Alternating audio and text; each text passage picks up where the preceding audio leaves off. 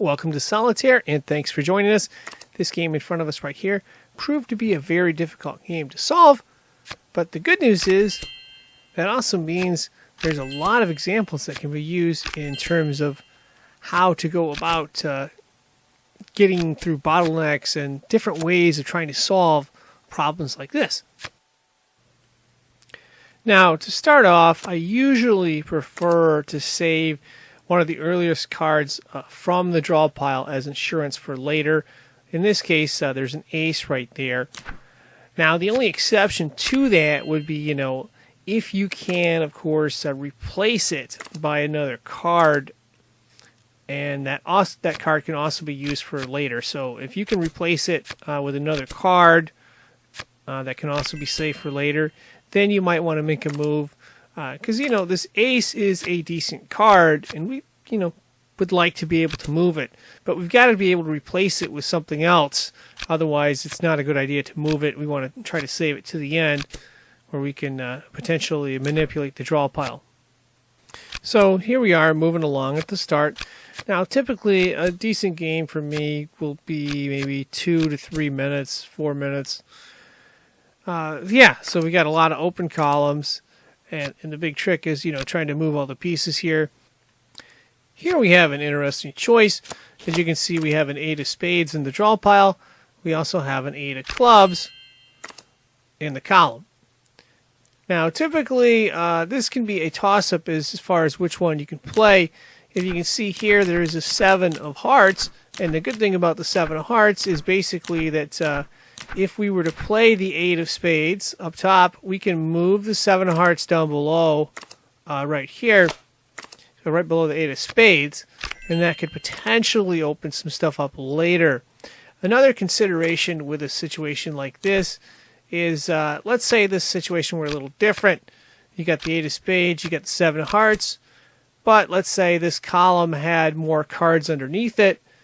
Well, in that case, you may want to play the 8 of clubs, because you can open up cards under the column pile. There's no column pile here, but if you could, that would change how you'd want to consider that decision. So those are my thoughts on two situations with the same card. Now on the right, we're actually trying to play through and see if we can't get rid of the rest of this draw pile here. We're doing one at a time and kind of working our way from the back end, trying to save insurance, which we don't have there because we actually used our 10. Didn't quite catch it.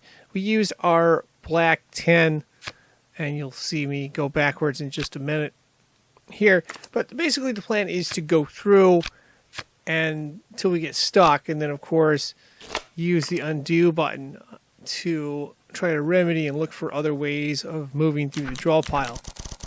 So here we are undoing a bunch of stuff and trying to figure out which way to go. And a big question that we have early on is which 10 should we play? Should we play that first one that has the 10 of spades from early in the draw pile?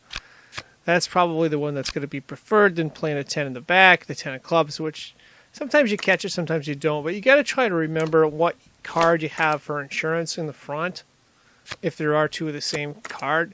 That way you can try to play the one in the front, because it's much more valuable in terms of being able to manipulate the draw pile and find other ways to make moves. So yeah, we ended up switching and playing that 10 of spades instead of that 10 of clubs. So at this stage, it becomes clear that the path that I have chosen is not working. There are basically two options. One option is to quit. The other option is to undo a bunch of moves back and see if you can find something that you may have missed. And that's the option I chose here. One of the themes that came up in this game here were these two black 5s. One right here and one right here. And the question was which one should go underneath the 6. And it was a good question. I tried both angles. The thing I would point out is that the one on the left was chosen because we could move more cards, as you can see right above. And that's usually the way to go. And this game proved to be a little bit different. This black 5, and I usually never do that, but the reason I decided to do it here is, number one, there's a black queen up top, so we can move the red jack and open up that column, which is really nice for us. And the other reason is there is a black 10 in the draw pile, which we can put underneath that red jack. So yeah, there's a lot of different options here. One of the big questions that arises in this game, as well as other games, is which 8 do we play underneath the black 9, of course. Do we play the 8 of hearts or the 8 of diamonds? You never know in these situations. So what you do is you play one, and then you use the undo button, and then of course you play the other, and then you use the undo button. And if one of them is better than the other, you go with that. Now sometimes there may not be any moves for either one. In that case, what you might want to do is try to memorize what cards are underneath. You can always go back and look as well, and then just leave it until you find some other moves and potentially that can potentially open up another column. And that way you can make some progress on this front. To me, one of the biggest differences between being able to solve a game at the end and not being able to solve a game at the end is to know how to properly manipulate the draw pile. In other words, I pull one card, it affects it this way. I pull 2 cards, it affects it this way on the reset. You know, you got to be able to know, or at least look at different angles on manipulating the draw pile and figure out how you want to approach this. Here, we were able to get the draw pile manipulated, and now we've opened up a bunch of cards on the far right column. In fact, we just cleared that column, which is very good for us. Now the trick is, can we get the rest of these cards out of here? And it's always a little bit tricky here. In this spot, we pull down the 9 of diamonds and the 6 of diamonds under the 7 of spades, and that opens up a really good move for us. The plan over here is to move this 5 of clubs over, move the 6 of hearts up, then move the 6 of diamonds back so we can move the 7 of spades up, and then we want to get that 8 of hearts up so we can open up that column.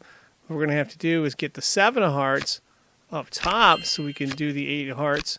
Now the 8 of hearts can go up top, and the good news is, well, it's not the best of news. There's a 10 of hearts. Now we can move the 9 of hearts up and the 10 of hearts up, and we've essentially opened everything up here. And now it's just a matter of putting all the cards back up top to the foundation pile. So we're going to do them one at a time here. And we basically solved this. So yeah, this was a very difficult, much more difficult than normal.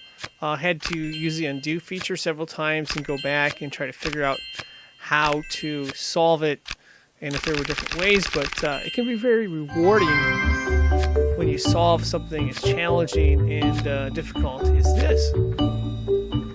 And of course, that is going to wrap this up. I am signing out. Thank you for watching, and good luck.